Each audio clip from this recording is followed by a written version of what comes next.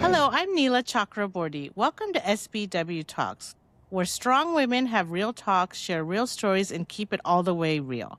This is the space where we drop the masks, unpack the layers, and speak from the heart. Today, I'm so excited to welcome Shenaz Kermalli, a friend I met at the University of Sheffield in the UK back in 1997 as I was a junior studying abroad with the University of Pittsburgh program. Shenaz I met on the first day I got there, and she has been a journalist for the last 20 years, from CBC to BBC, Al Jazeera, and now a professor of journalism at the University of Toronto, Canada. We will be getting into the depth of who Shenaz Kermalli really is. Welcome, Shenaz. We're so excited to have you. Thank you so much, Nila. I'm really happy to be here with you. I know it's been, 2-3 decades we've been together as friends? Yeah, it's amazing. That year that we spent together was phenomenal. And I missed you so much after you left. And it's so funny because we haven't like connected a lot since then, but every time we do, it just feels like nothing's changed. And it just feels like we're picking up from where we left off. I know, we just start laughing as soon as we start talking to each other. Yeah, it's great. It's a very unique friendship, and I'll always value it and cherish our friendship. Exactly. When I first met you, I knew you wanted to get into journalism. You were already doing journalistic things. So walk us through your journey. So I decided to pursue journalism in high school when I did what we call a co-op here, which is like work experience in grade 11 or 12. And I chose to work at a local newspaper near my house. And it was when I went on a crime scene, my first crime scene with the newspaper's crime reporter. And I just kind of like fell in love with that feeling, that moment of being there, crime scene. And sort of like, I think it was the idea of being like the first to know about something that had just happened in my neighborhood. And then feeling like that responsibility of sharing what had happened with everyone, in my neighborhood in a very public way. Yeah, I mean, I think that's kind of like, that was the moment that sort of solidified it. And I also felt like I felt inclined towards journalism because I really love writing, doing research. And I just increasingly became very interested in current events and politics from those years onward, from my teenage years into my early 20s. Yeah, and let our viewers know, where do you live and where you're from? I live in Toronto. It's where I grew up, but I did choose to do my undergraduate and graduate degree as well in the UK. But after I did both of those degrees, I ended up staying on in the UK and working for a while at the organizations that you mentioned on BBC and Al Jazeera English. But then eventually I moved back to Toronto after having my first child. And I worked at CBC at that time. And I've been freelancing and teaching since. Oh, what were like the biggest challenges you faced as a Muslim woman in journalism? There's been so much that has sort of happened over the course of my career. And I think because I grew up in a very multicultural neighborhood in Toronto, I didn't actually face a lot of personal direct racism. There was an incident in the CBC newsroom, which stands for the Canadian Broadcasting Corporation. And and that was like basically involved an employee, like a floor manager in the studio, who made some really more stupid than offensive, derogatory comments to me about my hijab. And like, he said something really stupid, like, do you have to wear that all the time? Or like, why do you wear that towel on your head? But the thing is, when he said that, I was really shocked. I mean, I wasn't really accustomed to hearing comments like that. I definitely did get bullied a little bit. I first started wearing it like in grade 4 or grade 5, but this was the first time it happened in my workplace. And so I actually chose not to say anything about it because I was just so much in shock. But as it turns out, there was somebody else in the studio who heard it and who immediately took his complaint of what had happened to like one of our managers, who took it to like the executive producer of the show, who took it to like the host of the show, who was like a leading anchor in Canada. And I got a lot of apologies after that. So that was very heartening to experience, like the reaction to that. I mean, more broadly speaking, in terms of the challenges that I've faced as a Muslim journalist, it has more to do with like the very narrow, and I'll just say very ignorant way of thinking that a lot of people have here. I mean, I wouldn't even say that's necessarily like Islamophobia all the time. Sometimes it is, but sometimes it's really just about having a very like Western centric and narrow, rigid way of learning about things and not sort of like being interested even in learning or reading outside of like our own ecosystem, you know, our own like media climate. So, and I actually blame Canadian media for this largely because Canadian media is a lot like American media, but I think in some ways even worse in the sense that we don't cover a lot of international affairs or international politics, or we don't go into them in depth. It's both of those things. I think that actually plays out. One of the consequences of that is that it plays out in like interactions that we have with each other, you know, in like Muslims and non-Muslims, racialized people in general versus white people, in the sense that, you know, if you don't always know what's happening in people's countries, you tend to sort of other them, and you tend to sort of have this innate fear or dislike or discomfort when you're around them, you know? And I think that like smarter, more nuanced, and just more media coverage of things that are happening around the world will really help to alleviate some of that, you know, some of those xenophobic sentiments that I know are very pervasive in the States too. We don't really see Muslim women as journalists. I haven't really, except for the CNN correspondent, Christiana Amanpour. Is that the only one you have seen? Yeah, and she's Iranian born, and I'm not sure she identifies as Muslim either, but it's interesting that like she's the first person that you thought of, probably because she's from a predominantly Muslim country, right? But no, I mean, the landscape has changed a lot, actually. It's gotten a lot better. I actually feel like it's still pretty limited in the States. So when I say that it's improved a lot, I'm thinking a little bit about Canada and mostly about the UK, because I still kind of, because I didn't grow up there, but because I studied there for so long and I worked there for over a decade, it's still sort of my first vantage point when I think about media and about representation. And I know that like in the UK, you know, there are definitely way more visible Muslim and non-visible Muslims and South Asians too that are represented in the industry. And then in Canada, there are as well, but I think like if you look at the whole country, it's relative, right? Like if you look at the whole country and the media ecosystem, we as in not just Muslims, but racialized people are vastly underrepresented, just like in US media. But because I'm like, there's actually so few of us and I'm like really well connected to a lot of them that I feel like there's more of us out there. And that's like the beautiful thing about allyship too, right? Like there's strength in numbers. But I mean, realistically, yeah, there isn't a huge presence still. I guess also because I sort of see the glass half full more than half empty in this sense, because I'm also, you know, as you noted, I teach journalism at U of T, but also in some other post-secondary schools in Ontario as well. And I see a regular influx of Muslim-identifying, Muslim-born students in my classrooms. And it's like, it's really cool. Like, so I know that, you know, there's a lot of us out there who are interested in pursuing this line of work. Whether a lot of us make it into newsrooms is another story. That has a lot to do with just the general precariousness of the industry too. You know, it's not just Muslims that are being affected by that, but a lot of people across the board, you know, from different communities. It's an industry that is shrinking, and it's become really difficult and very competitive to find roles in newsrooms.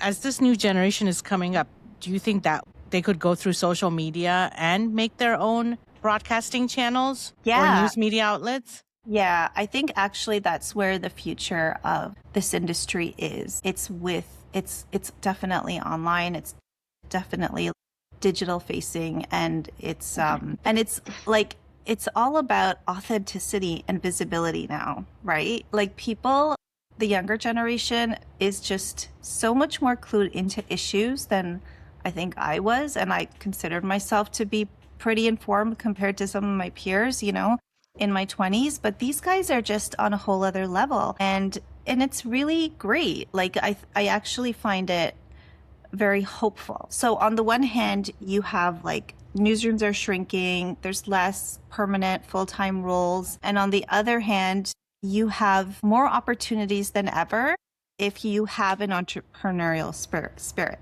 you know? And actually, so it reminds me, there was a course I taught this past semester at Toronto Metropolitan University, which was actually focused entirely on memes.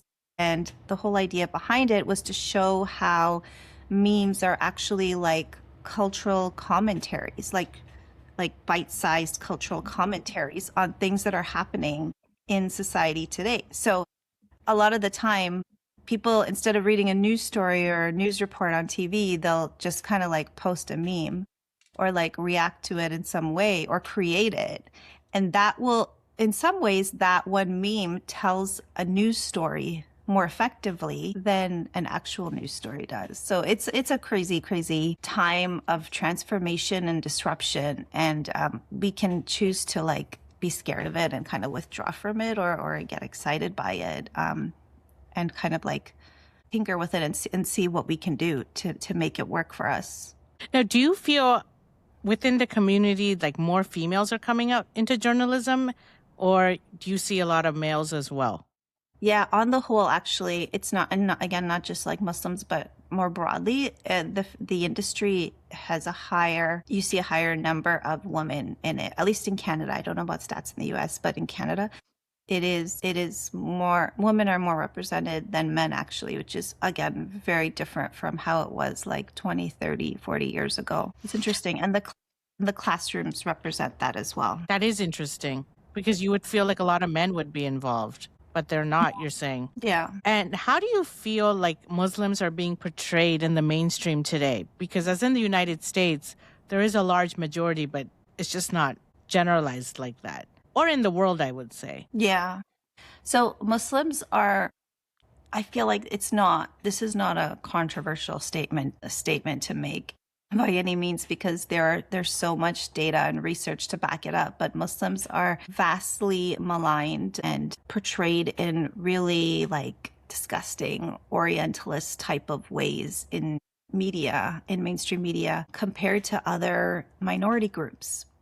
And so in Canada, like we focus a lot on, well, when I say we focus, I mean as a journalism instructor who has like created courses around media ethics, and I have a heavy focus on that in my lectures and stuff. And I can say that definitively, like there are probably three communities in Canada that face the like are most like deeply maligned in mainstream media coverage, which is like Indigenous people and then Black people and then Muslims. And it can get really ugly, and it can have really dire consequences.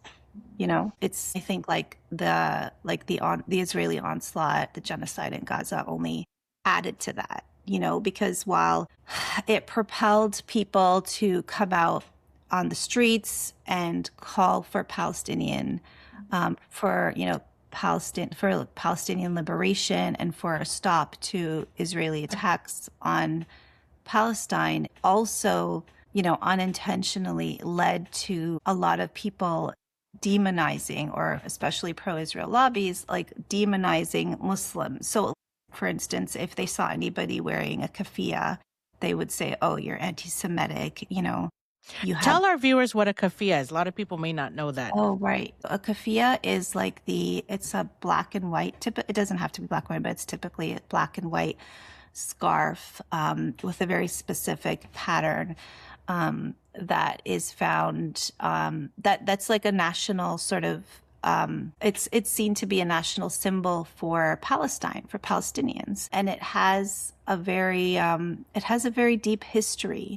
So when Palestinians see keffiyehs, they feel like it's an affinity to where they come from, to their homeland, right? Meanwhile, when some Israelis see it, they see it as a threat to their state because they affiliate it with groups like Hamas and with terrorism and with like Yasser Arafat, who used to wear the keffiyeh. Remember that name, right? Like right. all over the news once upon a time. So they still, like, those memories and those stories still, still live on in so many Israelis' minds today. And so it's hard for them to kind of make that distinction. I was going to say, I think we feel that anti-Semitism is there amongst the Muslims, which is completely contradictory, because if you look at Palestine and Israel, you talk to these people, they're all friends. I think it's more politics. Yeah, it's very, very political. It's not even religious. Yeah, the Israel-Palestine conflict goes back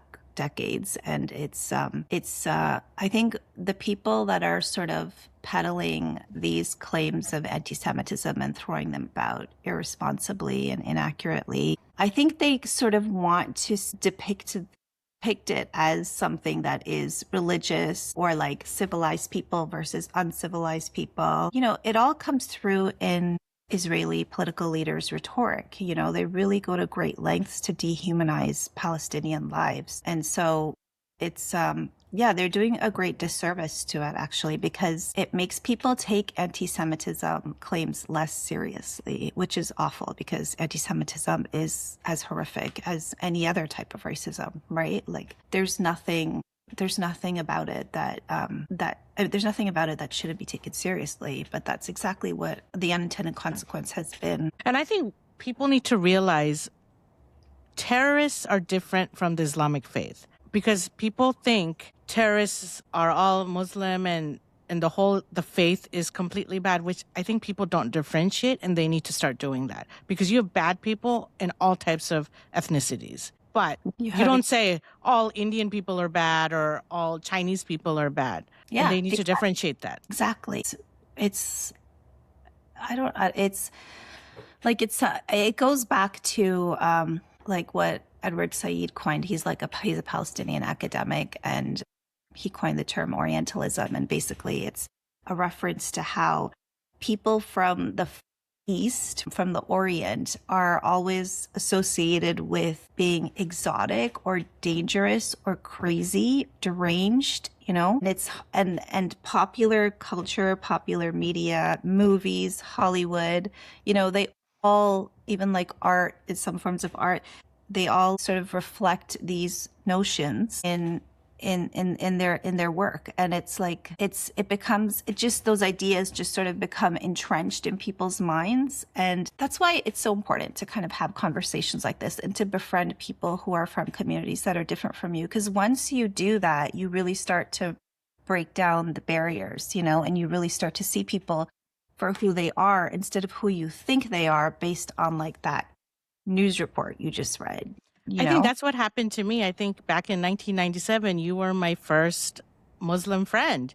And I had no idea what Ramadan was or Eid was. And then you taught me so much about your culture and your faith. You introduced me to your family. You welcomed me when that Friday night, remember, I wore the hijab at your house and we did prayer. It was so enlightening, because I never had a Muslim friend who was just like me. It's just our religions are different and our faith is different, but we became friends instantly because we were from the North American, South Asian community. Yeah. And I didn't know you were Muslim. You were wearing the hijab, but I was like, oh, she could be wearing a scarf, because I didn't know what that was. And then you came and you're like, I'm Shenaz and blah, blah, blah. And then from there, it just changed your whole outlook. And as you just said, you have to get to know someone a little more than what the news is portraying. Yeah. We really have to be like open and welcoming to our neighbors. We should encourage our kids now to get out of their bubbles, and to reach out to people like across different communities. But you know what? Like, you also can't tell your kids to do that unless you're doing it. Like, the most powerful and impactful way to teach that to your kids is to have them see you doing it, right? So yeah, friendships like this are really important. And it's so funny because I didn't know I was like teaching you. I just thought, I didn't even think you were like, I didn't even know I was like the first We were so young then too. That you ever met. Yeah, we were 18. Well, I was 18, and I think you were around the same age too. Yeah. And it was, I mean, I didn't know that. I didn't know that you did it, that you hadn't sort of had these experiences before. You'd never heard of Ramadan, or you didn't know what hijab was. It did come from a very diverse like neighborhood, and I felt like everybody knew what Eid was, and everybody knew what halal food was, and I I just learned that all through yeah you. yeah Because I grew up in America in a very small town. I was like the only South Asian that was really there, except for a Sri Lankan family. I never met anyone that was Muslim. This is in oh yeah Pittsburgh, back yeah in the 90s. yeah So when I met you, and it was very different, it was enlightening, it was something different, and you guys were so welcoming, you and your whole family. I mean, I met your extended family as well. oh yes yeah in Birmingham, right? Yeah. Even in Sheffield, remember we'd go up Oh and yes yeah I had an uncle there, yes. yeah. So, I mean, we did so much together those whole 9 to 12 months that I learned so much from you. Yeah And you realize that later. I mean, whatever we learn, it stays with us. And then maybe you'll yeah have that awakening later in life. You're like, oh, yeah, I learned this. yeah yeah but it's kind of nice that you did it like it wasn't done in a way that was sort of institutionalized or formalized. Like, you weren't like, hey, I am learning about Muslim culture from my friend Shenaz. You were just like, this is my friend Shenaz, right? You're right. Yeah, like it's unfortunate we don't get those opportunities so much now as adults, right? Because they just happen organically in school and university, right? But they can happen at work, and sometimes they do and sometimes they don't. But if it's going to happen, I feel like it's more likely going to happen in schools. And I think there's something like so beautiful about that time period where you're just like befriending anyone you meet, and like your identity is just not a thing, right? No. And you're not afraid to ask questions. Like, I Yeah. think I asked you, why do you wear the hijab? What is the hijab? And you explained everything to me so beautifully. But a lot of people are scared, because I feel that too in our culture. They don't want to offend someone, but you're actually offending them by not asking them and assuming. So it's better to always ask than to assume and be Yeah. completely ignorant. Yeah. Yeah. I mean, and that's one of the things I loved about you. You didn't hold back in asking things.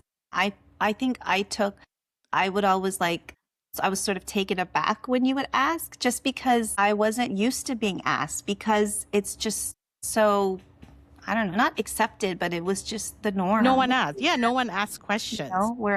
Yeah. And also, you're right, because asking questions makes people uncomfortable. And we went to school in the UK where, British people are very reserved. And I think you and I connected so well because we were North American and we were very uninhibited in a way that we didn't find our British peers to be. No, we had so much fun that whole 9 to 12 months. I think until the day we die, it'll still be in our brain. Yeah. I remember this really dramatic scene. Do you remember when I think we had to separate? Oh, yes. In the tube. I think it was a train, like an overground train. And I don't know. We were in London and and it was, you were going back home and I was leaving for the US. Yeah. It was something like that. We knew we wouldn't see each other for like a long time. And I think we were like both crying. We were crying. People would have thought we were a couple, but I know. People don't realize that if you have a friend, it's another form of a relationship. It's not your spouse or your boyfriend, but friendship is a relationship. And when that friendship is coming to an end in whatever way, it's a form of grief. And I realized that it was our grief that was taking over, that we're not going to be seeing each other or talking to each other as we were, because we were like tied to the hip at one time for 9 months. And you left. You were only there for a year. I was there for 3 years. Yeah, and we still kept in touch, and this is like 2026, and I'm so happy to have you on my podcast. What other things do you want to let our viewers know, Shenaz? I mean, since we were talking about journalism and like representation, I think I'd just add that I really do encourage people who are interested in media to pursue it, and know that you don't have to do it in sort of the way that you might think it can only be done, like by getting a degree. You can freelance, right? You can, and by freelancing, that just means that you're writing articles for newspapers on things that you're interested in. So there are definitely like a lot of journalism-based courses out there, just like 12-week, 8-week courses that teach you how to write. And so I would just say, to anyone out there who is, as passionate as I was and still am about writing and wants to amplify their voice or just wants to add their voice to the conversation about something that's happening in the world, or in your own community, don't hold yourself back, because we need more diverse perspectives out there. It's really, really important. It makes us all so much more literate and so much smarter, and also so much more empathetic, as we were just talking about, right? That's all I'd say. Yeah. I would say another thing is a lot of people travel and they're scared to go to Muslim countries. Oh, But yeah. I think that is the best advice I would give our viewers is don't be scared. Just go and travel and really see how the community lives. Yeah. Traveling is the best way to experience different cultures. And we have to get out of our comfort zones. We have to move forward as a society, right? Especially in Trump's America right now. Right. No, well, thank you, Shenaz. I'm so happy. Happy Ramadan to you. I know you're fasting Thank right you. now. Yeah. Yeah, it was wonderful to have you. It was wonderful seeing you after so long. Yeah, same here. Thank you so much for having me on. Thanks to our viewers. Please subscribe, and we will have this up on YouTube. So we'll see you shortly. Thank you, Shenaz. Thanks. Bye. Bye.